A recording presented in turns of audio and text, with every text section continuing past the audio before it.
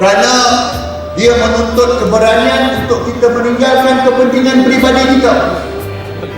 Dia menuntut keikhlasan untuk kita mendahulukan prinsip kita.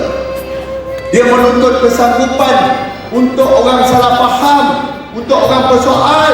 Malah mungkin dia menuntut mungkin kita ditinggalkan atas dasar prinsip dan tanggungjawab. Dan hari ini kita kena jujur bahawa pemuda hari ini berada di persimpangan itu. Persimpangan yang mana hari ini tuan-tuan, sahabat-sahabat perwakilan, kita boleh memilih untuk kekal selesa atau kita boleh memilih untuk setia kepada roh perjuangan ini.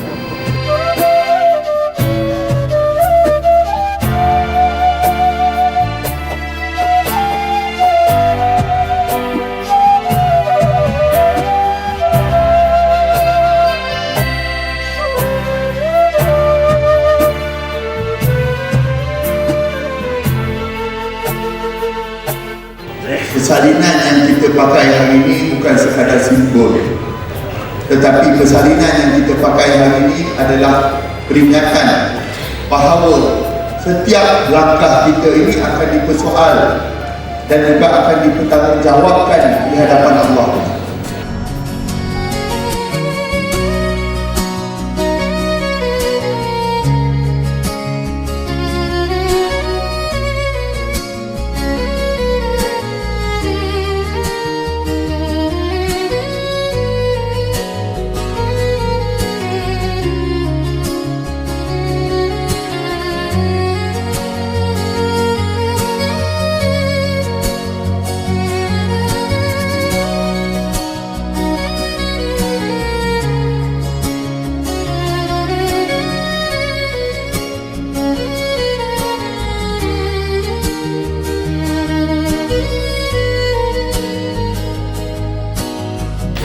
Kerana